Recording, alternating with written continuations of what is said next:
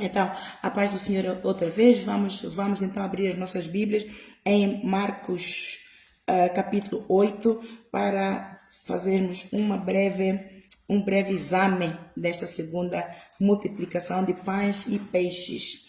Ora, naqueles dias, havendo uma grande multidão e não tendo que comer, Jesus chamou a si os seus discípulos e disse-lhes: Tenho compaixão da multidão, porque já há 3 dias que estão comigo e não têm o que comer. Jesus disse, eu tenho compaixão da multidão, porque há já 3 dias que estão comigo e não têm o que comer. E se os deixar ir em jejum para casa, desfalecerão no caminho, porque alguns deles vieram de longe. E os seus discípulos responderam-lhe: de onde poderá alguém satisfazê-los de pão aqui no deserto? E perguntou-lhes: quantos pães tendes? E disseram-lhes: 7. E ordenou à multidão que se assentasse no chão, e tomando os 7 pães, e tendo dado graças, partiu-os e deu-os aos seus discípulos, para que os pusessem diante deles, e puseram-nos diante da multidão. Tinham também uns poucos peixinhos, e tendo dado graças, ordenou que também lhes pusessem diante, e comeram e saciaram-se, e dos pedaços que sobejaram, levantaram 7 cestos, e os que comeram eram quase 4.000 e despedidos. Amados, vamos voltar aqui ao versículo 2. Tenho compaixão da multidão, porque há 3 dias que estão comigo e já não tenho o que comer. Você faça uma pergunta, eu deixo aqui essa pergunta. Alô? Eu faço uma pergunta a cada um de vós. Vocês seriam capazes de, se Jesus estivesse aqui e na cruzada de milagres que ele fazia, era digressão de milagres, porque ele saía de uma cidade, ia para outra, e andava de lugares em lugares, de cidades em cidades, vilas em vilas, e aqueles que ele encontrava, quando o coração dele se movia de íntima compaixão, ele curava, mas ele pregava o Evangelho. E vocês teriam aquele amor de seguir a Jesus, sem mesmo ter nada que comer por 3 dias? Façam essa pergunta a vocês mesmos, porque é importante. O título desta lição é Honra, Senhor, com a tua presença. Muitos de nós moramos mesmo na esquina de uma igreja e nós não descemos do prédio para vir ouvir a palavra. Muitos de nós moramos a 1 ou 2 paragens vindo de autocarro da igreja, mas pelo fato de ser fim de semana e os transportes são mais demorados, são mais espaçosos, nós não nos dignificamos a honrar a Deus com nossa presença por ser fim de semana. Muitos moram a 1 hora de distância, outros 2 horas de distância, mas têm passe, mas os transportes agora são combinados de uma forma muito econômica e não se dignam em visitar o Senhor na igreja pela qual eles se sentem confortados, identificam-se com a visão e recebem o poder de Deus nesta igreja. Amados, como é que nós queremos que Deus nos ajude quando nós não conseguimos agradar a Deus? Olha como é que a compaixão de Deus se moveu perante um povo que durante 3 dias o seguiam sem ter o que comer, nem beber e nem se preocupavam. 3 dias no deserto. No deserto, amados, não há Primark, não há H&M, não há Debenhams, não há nada, não há Louis Vuitton, não há nada. E não há supermercado, não há Continente, não há nem nada. E eles tinham para comer, tinham que percorrer quilômetros Mas até que chegassem ao local, Jesus Cristo disse que havia o risco deles desfalecerem no caminho. Então, o que é que aconteceu aqui, amados? Eles, no fundo, estavam com Jesus, não por causa do pão e peixe, mas por causa da palavra e por causa dos milagres, porque eles estavam enfermos. Nós hoje estamos enfermos, mas nós sabemos que numa igreja prega a verdade, mas nós não nos dignificamos a ver. Nós sentimos vergonha do nosso pecado, mas o pecado é a enfermidade da alma. Nós facilmente chegamos ao médico quando temos enfermidade do corpo, vamos ao médico e abrimos todo o nosso corpo para que o médico examine para descobrir o que é que nós temos, porque nós estamos em sofrimento.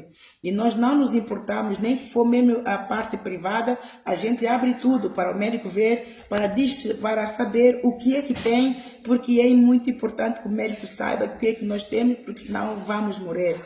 Amados, a enfermidade da carne mata a carne, mas a enfermidade da alma mata a alma. Nós devemos preocupar-nos primeiro com a enfermidade da alma, porque muita enfermidade da carne é originada pela enfermidade da alma. Muita enfermidade que nós temos não é física, não é genética, mas é da alma, é do pecado, é alma enferma, a alma está com pecado. E nós sentimos vergonha de dizer que temos pecado. Nós sentimos vergonha de chegar à igreja e abrir o coração para Deus e até mesmo de falar com aquele que é idôneo acerca da enfermidade que nós temos, porque temos vergonha. Amado, é o inimigo que põe você em vergonha para que você não fale da enfermidade, porque se você falar da enfermidade, você vai ser curado, o líder vai te conduzir para uma libertação e o Espírito Santo vai confirmar, ele vai te curar, ele vai te sarar. Então o inimigo não quer que você sare, o inimigo não quer que você seja curado, o inimigo não quer que você seja liberto, então ele vai pôr espírito de vergonha para que você não abra a boca, para que você seja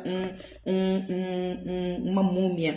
Então, eu quero que vejam aqui 2 pontos, amados, que é muito importante. Se você realmente quer Deus e a igreja onde você se identifica está longe, se você quer ter cura, se você quer ver milagre de Deus, você precisa entender genuinamente, ao fundo, o poder do Mateus 6,33. Porque esta multidão que seguiu a Jesus, eles fizeram o quê? Mateus 6,33. Buscai primeiro o reino de Deus. Eles não estavam preocupados com o que comer. Aí nós vamos ficar naquele deserto com Jesus a ouvir essa pregação por 3 dias. Nós não temos comida, depois para regressarmos vamos morrer. Eles não se preocuparam se iriam desmaiar. Eles não se preocuparam se o estômago iria ficar pegado com as costas. Eles não se preocuparam com nada. Eles estavam maravilhados com a palavra. A palavra é espírito e vida. A palavra lhes alimenta. A palavra nos sustenta. Amados, quando nós estamos com Deus, de coração, mente e alma, em espírito e em verdade, nós não sentimos fome. Experimenta isso, você verá. Se você crê, você verá a glória de Deus. Nós, quando estamos realmente conectados com Deus, como Jó estava, um exemplo muito prático, como Jó estava, nós não sentimos fome, nós não pensamos em mais nada, nós até podemos correr o risco de perder o nosso emprego, nós podemos correr o risco se o marido, por exemplo, não é crente e a mulher que está com ele é crente, então ela corre o risco até de ficar sem o marido,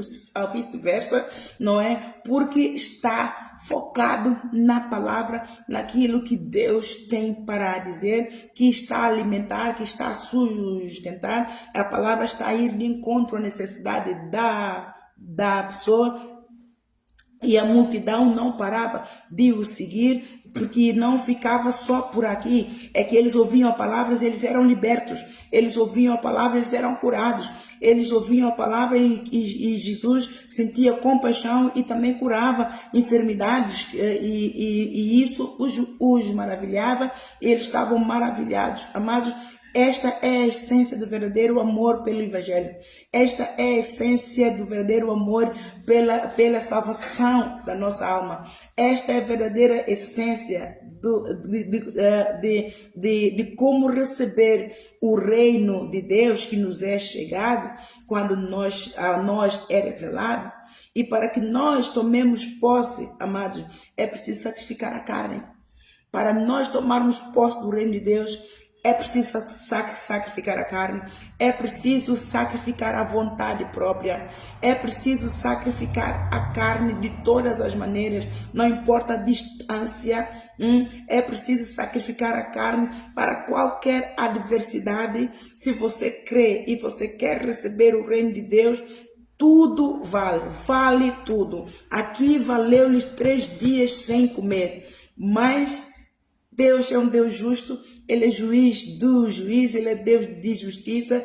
E Jesus então disse: tenho compaixão da multidão, porque há 3 dias que estão comigo, não têm o que comer. Então Jesus, o que fez? Acrescentou-lhes tudo. Viu? Deus deu-lhe a revelação de que o povo tem fome, de que o povo, se regressar pelo caminho longo que tem e árido, e dependendo do momento, se era manhã, ou se era tarde, ou se era noite, amados, à noite no deserto é frio, durante o dia é muito quente, eles não iriam aguentar a caminhada de regresso às suas casas. Ele então moveu-se de íntima compaixão e supriu as necessidades de todo o povo. Amados, todo aquele que busca Deus em primeiro lugar, todos aqueles que têm avidez pela presença do Espírito Santo, pela presença, que tenham gozo ao ouvir a palavra de Deus, e acima de tudo, se é reverente à palavra, amados, em momento nenhum deixa de escarnecer. Nós não seremos disparatados nem confundidos. Deus nos honra. Por quê? Porque nós estamos a honrar a Ele com a nossa presença. Honrar a Deus com a nossa presença. E reverenciar a Deus o tempo que nós estamos a ouvir a palavra, amados, é o maior poder do reino de Deus. Podemos receber a cura, a libertação e salvação, a vida eterna, se nós permanecermos constante buscando a Deus nisso. Então hoje eu te exorto a fazer um autoexame. Qual é o sacrifício? Deus não quer sacrifícios, amados, mas Deus quer sacrifício da carne, porque a carne contende com o Espírito para que nós não façamos aquilo que é da vontade de Deus. Então nós temos que matar a carne. A barreira que é chegar ao reino de Deus é a carne. E o apóstolo Paulo diz: quem nos impediu para não fazermos a vontade de Deus? Se é a carne, mata a carne. Quem vos impediu de fazer a vontade de Deus? Se é a vontade própria, mata a vontade própria. Quem vos impediu de fazer a vontade de Deus? Se é o jugo desigual, tenha o poder de decisão. Toma uma decisão, seja determinado, tenha fé, confie em Jesus, toma o poder da decisão e vá em frente e corta esse laço do jugo desigual e vá buscar a Deus, porque todos aqueles que honram a Deus com a sua presença jamais serão confundidos. Deus honra, Ele diz: honra-me a mim e eu te honrarei. Então Ele vai sempre honrar a todos aqueles que singelamente e com reverência o fizerem. Deus vai sempre honrar. Amém? Então não fiquem indiferentes ou pasmados por simplesmente se encontrarem a barreira da distância. Se encontrarem barreira de comida, Jesus proverá. Eu proverei. Ora, o Abraão é ali um pai da fé. O testemunho que ele deixou é que quando Deus pediu-lhe contas, não é? Quando Deus honrou-lhe, cumpriu a sua promessa na sua vida e dando-lhe o Isaac, quando Isaac nasceu, o Abraão ficou muito embaraçado e com o Isaac estava maravilhado e pasmoso e começou a idolatrar o Isaac, não indo à presença de Deus como ele antes ia, não falando com Deus como ele antes ia, nem pregava mais a palavra ao povo como ele antes fazia. E então, Deus então pôs Abraão à prova. Como é que Deus fez? Deus pediu-lhe o Isaac, pediu-lhe o filho e ele obedeceu. Amados, não é fácil. Esta é uma provação, amados, ao rubro. Todos nós somos postos à prova, todos nós passamos por provações, cada um à sua medida, cada um à medida da sua fé, porque nem todos temos a mesma fé, e cada fé, o dom que cada um tem, e a medida de fé para poder operar neste dom e para aplicá-lo no ministério que Deus nos dá, diverge de pessoa para pessoa. Mas, no fundo, a fé é que vai nos levar a determinar, a cumprir a vontade de Deus. E é preciso ter uma fé muito grande e discernir o Espírito, amado. Porque ouvir a voz a dizer para poder levar o teu filho para sacrificar o filho, amado, a gente vai dizer, isto é obra de Satanás. Porque Satanás é que vem para matar, roubar e destruir. Esta voz não pode ser de Deus. Deus me abençoou com o meu filho e agora está-me a pedir o filho para poder ir sacrificá-lo no monte. Isto não vem de Deus. Mas ele...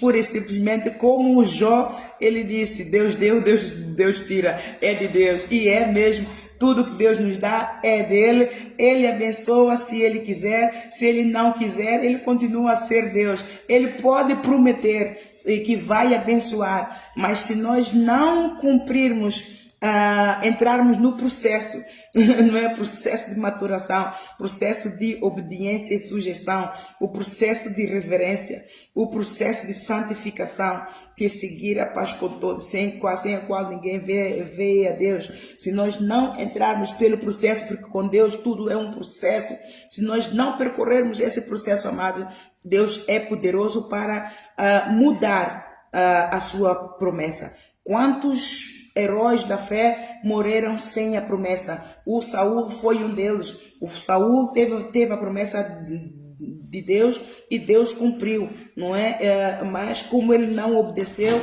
Deus então cancelou. O Moisés teve a promessa de entrar na terra prometida, como ele irou a Deus, deixou o seu coração se elevar e fez diferente. Deus disse para falar a rocha, ele bateu na rocha, então ele morreu sem que visse a terra prometida. Então Deus é poderoso para dar e tirar, não é? Nós só temos é que ser humildes e mansos, sujeitarmos a Deus para que ele então cumpra a promessa dele na nossa vida. E o Abraão não foi de modas, ele disse, não, eu reconheço Deus no meu caminho, foi ele mesmo, ele dá, ele tira, ele é o Senhor, ele é todo poderoso para fazer o que ele quer, porque no fundo o Isaac veio dele mesmo, então eu vou semear. Quando chega lá ao monte, o filho vira-se para ele e pergunta, ó pai, nós vamos sacrificar a Deus, mas onde é que está o cordeiro? Onde é que está o cordeiro? E ele também não vai de modo, o Senhor proverá. Então, o Senhor proverá. E ele creu nisso, e como ele creu nisso, ao falar isso, quando chegou ali ao monte, ele quando ia sacrificar o filho, o anjo alertou-lhe, Abraão, não faças tal, e de repente estava ali o cordeirinho para que ele sacrificasse, e o filho nem se apercebeu de nada. O Isaac não se apercebeu de nada, era menininho. E assim é conosco, amados. Então, se nós realmente queremos tomar posse das bênçãos de Deus, do amor de Deus, queremos ser honrados, nós temos primeiramente que pagar o preço da salvação. Nós temos que entrar no processo, nós temos que cooperar com Deus. E processo com Deus, o processo envolve vários níveis. Então nós temos que ir subindo de nível, de escada a escada, não é? O nível com Deus é de grau a degrau, é um degrau atingimos esse nível. Amados, muita tribulação. Deus quer nos levar para além, a outro nível, é tribulação. Ele quer nos levar acima, mas é outra tribulação. Ele quer nos levar acima, conforme nós vamos subindo de nível com Deus, amados. É o processo pelo qual todos nós temos que passar. No ministério de onde eu venho, eu costumava ouvir: quanto mais alto, maior é a queda. Amados, quanto mais alto, maior é a queda, se nós não tivermos disciplina e prudência. Eu ouvia sempre muito esta pregação e sentia que era uma pregação de condenação na Igreja Maná. É uma pregação de condenação, porque todos devemos almejar, ter um alvo na vida. E Deus deu uns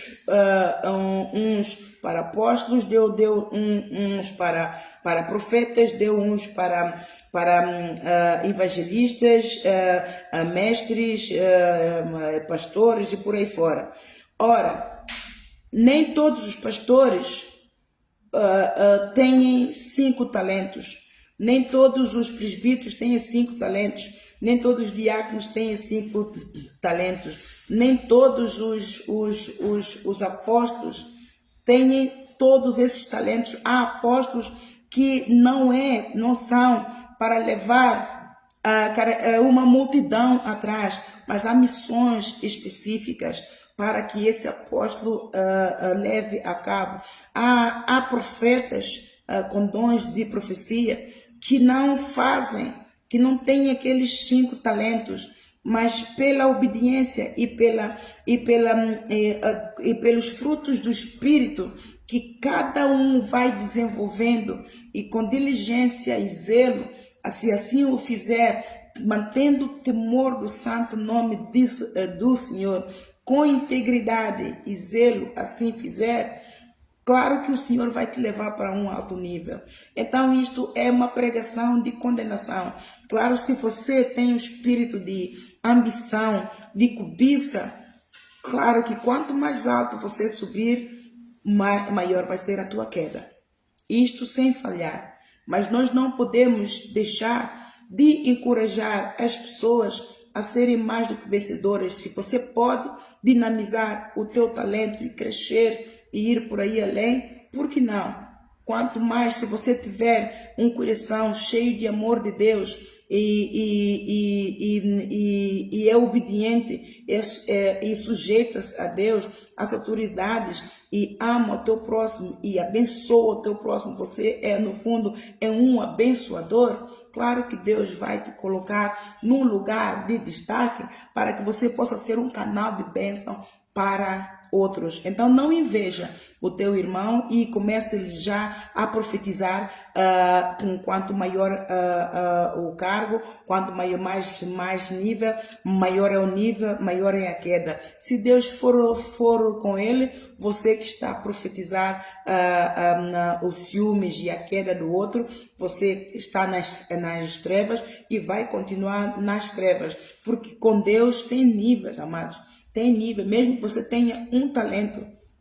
Neste um talento, Deus vai puxar por você, para você ir atingindo níveis, segundo o teu dom, segundo as tuas capacidades mentais, físicas e por aí fora. Deus vai te puxando, Ele vai te levando para um mais alto, um maior nível, para Ele poder abençoar. E a bênção que Ele te vai dar, Ele também te vai capacitar para você administrar essa bênção. Então não subestima o poder de Deus, não limita o poder de Deus na tua vida, no teu ministério, no dom que Ele te deu, porque tudo é com a fé. Se você crê, você verá a glória de Deus. Se você cooperar com Deus, você verá a glória de Deus. Se você estiver dentro da visão, se você estiver dentro da vontade de Deus, não há como você cair. Não há como você cair, porque Deus vai sustentar, amados. Quando nós estamos dentro da vontade de Deus,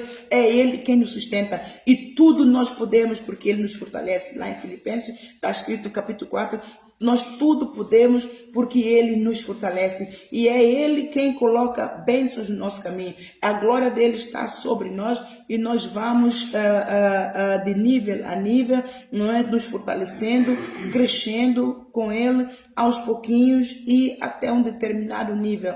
Mas para estes, o céu é o limite. Então, não escarneça do teu irmão, tenha compaixão, tal como Jesus Cristo tenha compaixão, e ore. Temos que habituar-nos a orar uns para os outros. Este povo seguiu a Jesus com singeleza do coração. Então, você também faça o mesmo. Siga Jesus com a singeleza do teu coração. Não se preocupe com o irmão da esquerda e o irmão da direita. Foque no teu crescimento espiritual. Foque na cura divina para a tua alma. Foque na libertação que Deus tem para ti. Porque você não só receberá, mas você também será usado como um canal de bênção para os outros. Para que você, se vê um enfermo, você tenha compaixão e também ore. Tudo aquilo que nós vemos o líder a fazer, amados, é para você também ser imitador e vencer. Da mesma forma como se oraram por você e você viu milagres, você reconheceu o poder de Deus, você for liberto, aprenda essa oração. Aprenda, porque nós não vamos seguir a Jesus, nós não vamos seguir a Jesus só para termos milagres e morrer ali. Não, nós temos que aprender a dinamizar as técnicas que Jesus Cristo usou, mas termos fé. A fé é que vai potencializar essas técnicas, a fé é que vai mover o coração de Deus. Por isso que Jesus disse, se tu creres, verás a glória de Deus. Então é essa fé que vai mover a montanha. Jesus disse, se vós tiverdes a fé do tamanho de um grão de mostarda, ele mediu a fé do tamanho de um grão de mostarda. Se nós tivermos a fé do tamanho de um grão de mostarda e dissermos a essa montanha, ergue-te e lança na profundeza do mar, e nos será feito. Então agora imagine se essa fé desenvolver para o tamanho de um pão, né? Nem vamos para o tamanho de um pão, tamanho de um ovo, ou vamos dizer o tamanho de um como é que se diz, daquelas amêndoas de Páscoa, né? O grão de mostarda é pequenininho. Há algo mais smarts. o grão de mostarda é pequenino, não é? O Smarties é um bocadinho maior. Já vi, se a nossa fé for do tamanho do grão de mostarda, se nós dissermos, mas sai no nome de Jesus. Se nós dissermos essa montanha, erga-te e lança na profundeza do abismo, nos será feito.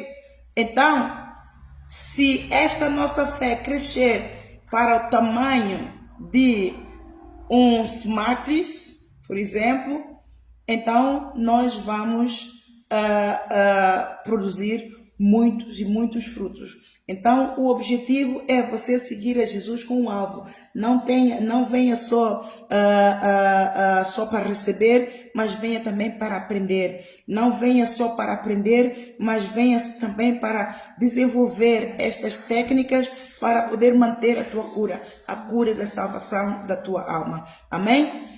Então eu vou deixar esta pequenina mensagem para si e para mim também, encher o meu coração de fé, e eu oro para que o Senhor dê a todos um espírito de sabedoria, de revelação, da vontade do Senhor, para que o Senhor fortaleça todo o povo, seu povo, a matar e conduza o Senhor, toca no coração do teu povo, Pai Santo, conduz o Senhor a esse sentimento pensamento que também esteve em Jesus Cristo, de mortificar os membros para a carne, Senhor, matar a carne para orar e vigiar, para gastar tempo na presença do Senhor. Não importa a distância que nós que estamos da igreja, mas para mortificarmos nossos membros para a preguiça, para tudo aquilo que os nossos olhos veem, toda circunstância, que ela seja morta, Senhor, pelo poder que há no nome de Jesus, e nós tenhamos a fé que vence o mundo,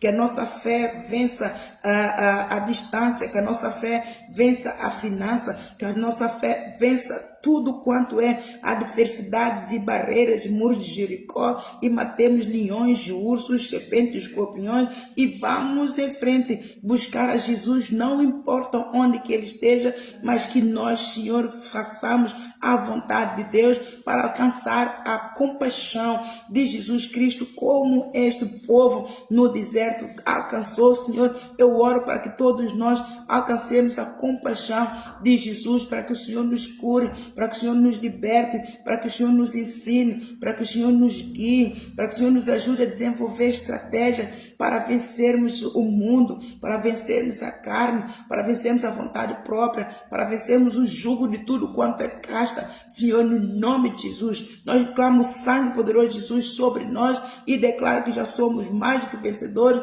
sobre todo o jugo da carne, do mundo, das trevas, da maldição e do pecado. Em nome de Jesus, eu clamo sangue de Jesus, caia sobre nós agora, quebra todo o jugo do inferno, em nome de Jesus. Amém e amém. Amém. Deus abençoe.